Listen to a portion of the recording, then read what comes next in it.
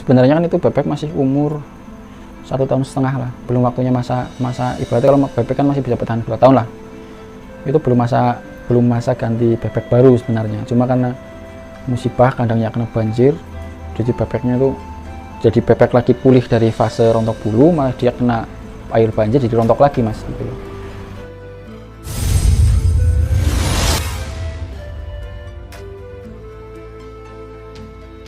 Assalamualaikum warahmatullahi wabarakatuh. Nama saya Dika, asli dari Banjarnegara, cuma sekarang berdomisili di Banyumas. Usaha sekarang digeluti ternak bebek. Kalau dihitungnya sekitar 8 bulan lah, mau 1 tahun. Awal-awal buka usaha bebek, saya cuma melayani untuk jual telur mentah. Jual telur mentah, karena waktu awal-awal kan saya belum tahu harga telur per butirnya berapa ya. Yang penting kan bebek bertelur, bisa jual ke pasaran, bisa buat beli pakan lagi gitu loh. Terus maju ke sini, mungkin kan kita udah tahu celahnya lah, celah-celah mungkin kita harus ke jual kemana, ke lempar kemana kan udah sedikit tahu. Jadi sekarang daripada yang BK itu yang paling kecil saya jual harga 1.700, itu yang saya paling kecil itu saya buat telur asin, saya jual per butirnya itu 2,5 sampai 3.000.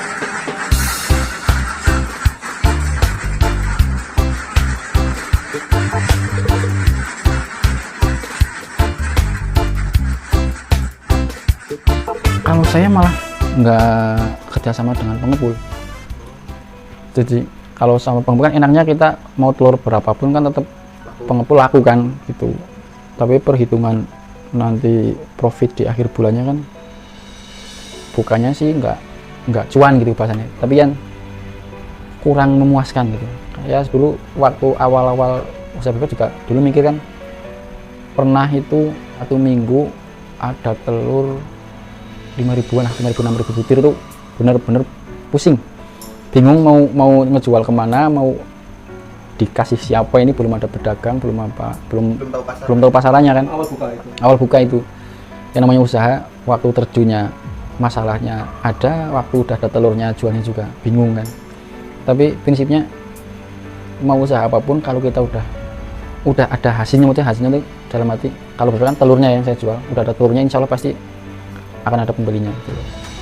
Dan kenapa saya tidak ke pengepul, saya lebih mending ke door to door dulu, menawarkan dari orang ke orang yang jual telur asin, saya tawarin satu-satu di Facebook, di sosial media Instagram, WhatsApp itu saya share semua. Alhamdulillah dari yang awalnya cuma 1-2 orang, akhirnya datang lagi 3 orang, nyoba telurnya ternyata cocok, harganya masuk. Alhamdulillah sekarang ya per minggu pasti udah ada yang datang ke rumah buat ngambil telur gitu loh. Lebih efektif ke konsumen langsung? Kalau efektifnya sih sebenarnya sama aja ya, kadang juga kita harus nganter ke pelanggan, tapi kan untuk harga kita lebih bisa mengontrol dan menentukan harganya kita sendiri gitu.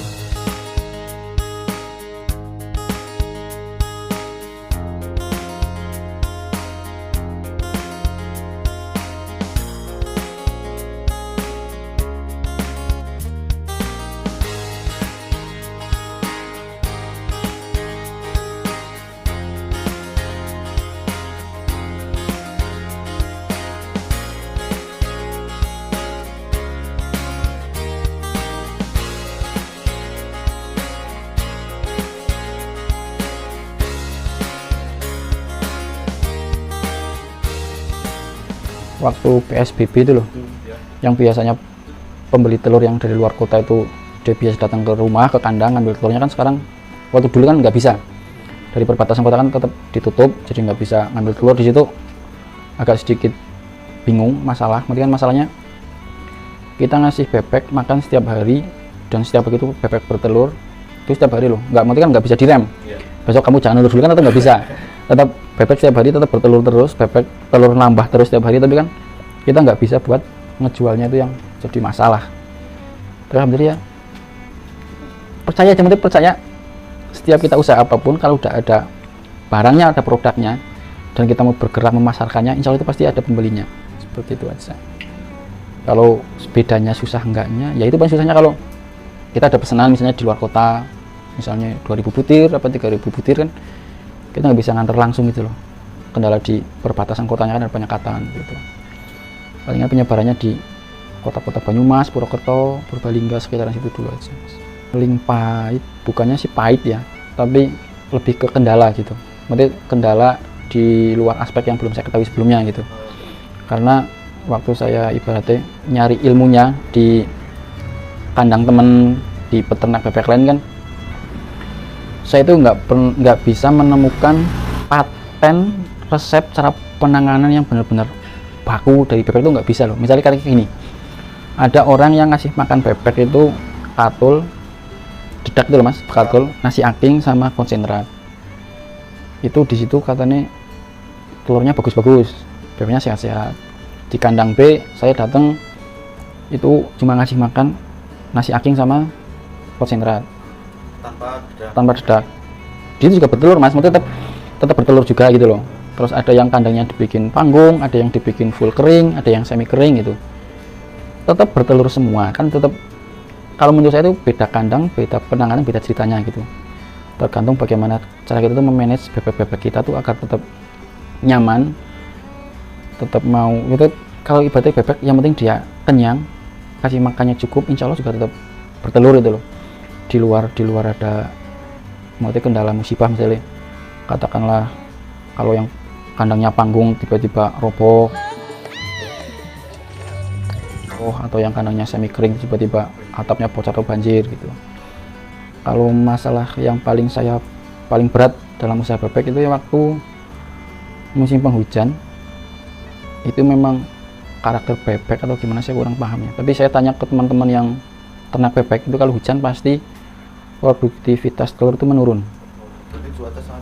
Cuaca sangat berpengaruh. Apalagi kalau cocok udah penghujan terus kandangnya ada yang bocor, itu masalah itu.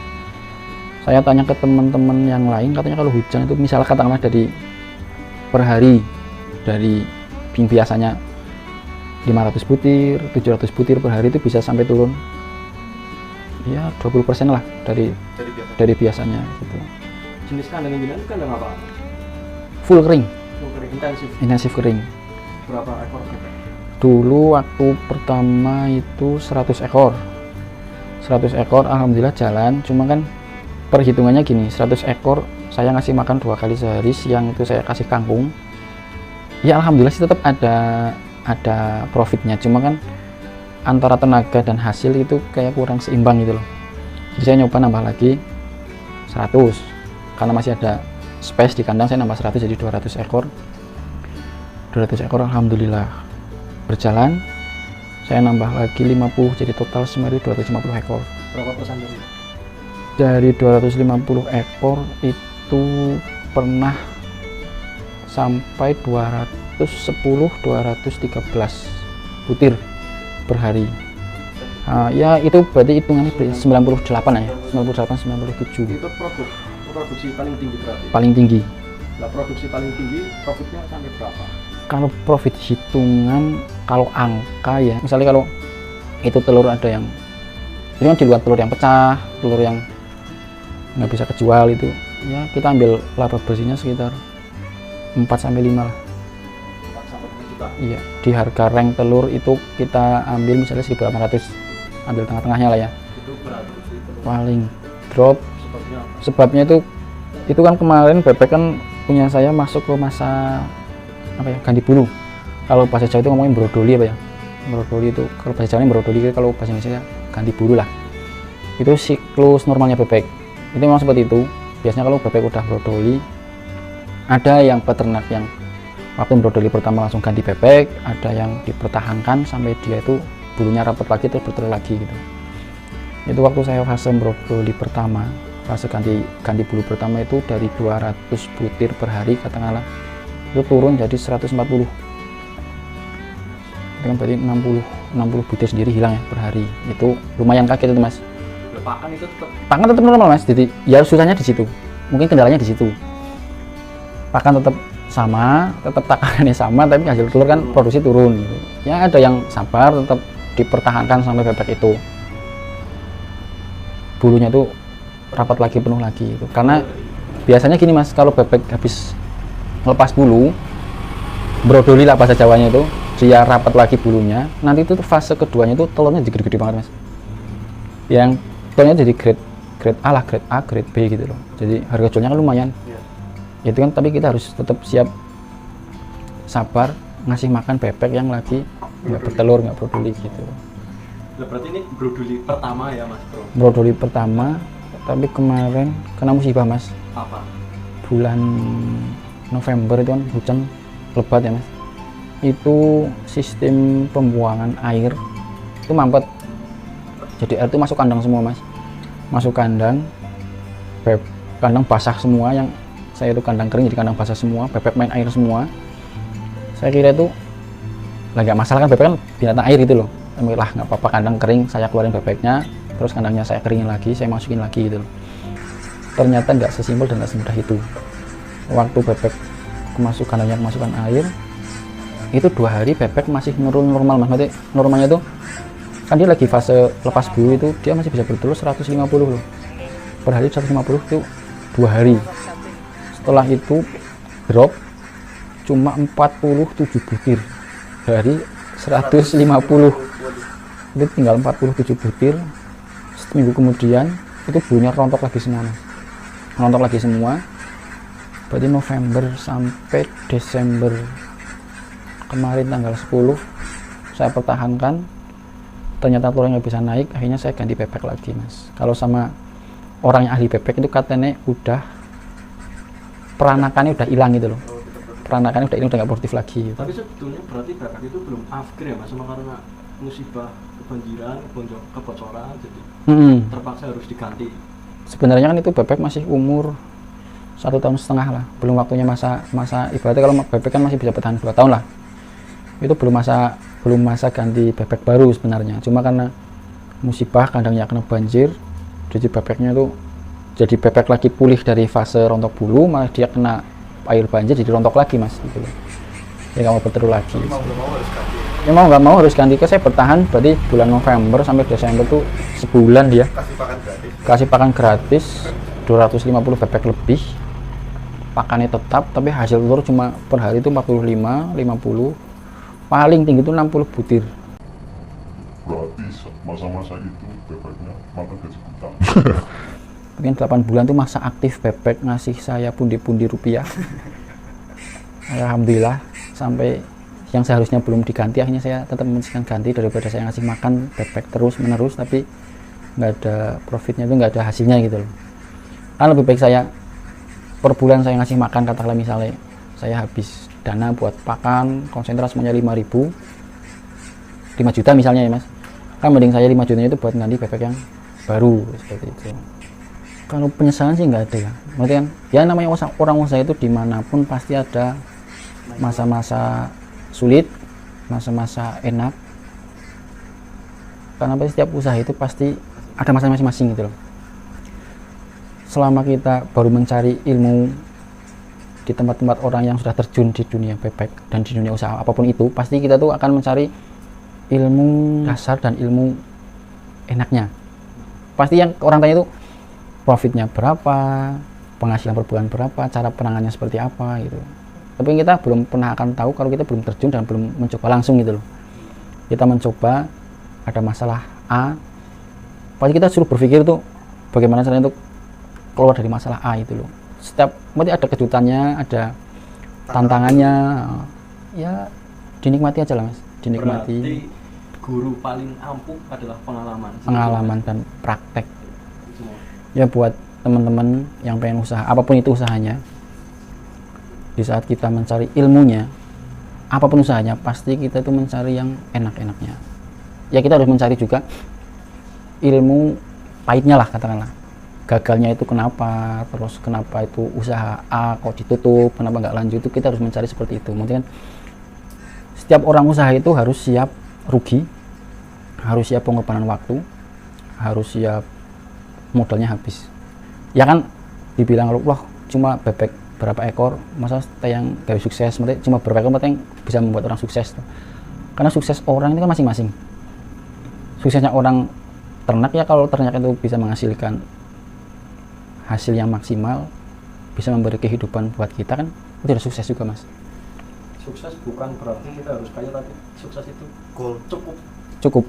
Kalau kaya itu nggak akan ada habisnya loh Mas. Ya, cukup. Tapi kalau cukup kan, yang tepat cukup. ya alhamdulillah kita cukup untuk memenuhi kebutuhan sehari-hari, cukup ngasih nafkah istri, anak dan keluarga itu kan udah alhamdulillah gitu loh.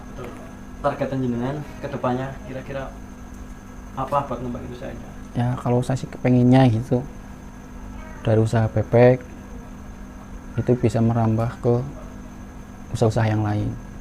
Nanti saya pengen dari sekarang itu 250 bebek, kalau target saya sih pengen jadi 500 itu maksudnya. Ya alhamdulillah dari pengalaman kemarin, dari kegagalan kemarin itu kita udah Banyak belajar dan berbenah buat kedepannya itu jadi lebih baik lagi gitu loh. Seperti itu. Buat teman-teman pokoknya mau usaha apapun itu yang penting tuh satu, lakukan, kerjakan dengan tulus, apapun hasilnya tuh biar Tuhan yang menentukan. Kalau usaha itu kembali ke individu masing-masing, tetap campur tangan Tuhan, karena saya muslim ya, saya campur tangan Allah itu sangat, dan ya itu wajib kalau setiap orang beragama itu wajib melibatkan Tuhan dalam setiap pekerjaan. Kadang kita ditemukan masalah itu kita tuh bingung, ini gimana cara nanganinya, mau minta tolong sama siapa gitu. Kita di saat ditempatkan di masa seperti itu, kita kembali ke belakang, Mas. Kita ada masalah, kita kadang tuh mungkin mau minta tolong sama temen, bingung, kadang temen juga menjauh kalau kita lagi ada masalah gitu. Kalau yang paling efektif itu kita minta tolong pada yang ngasih masalah. Kalau kita udah deket, udah minta tolong sama yang ngasih masalah, kan yang ngasih masalah kan mencabut masalah kita, ngasih solusinya itu. Nggak akan ada masalah yang nggak ada jalan keluarnya. Itu sih rumah saya seperti itu.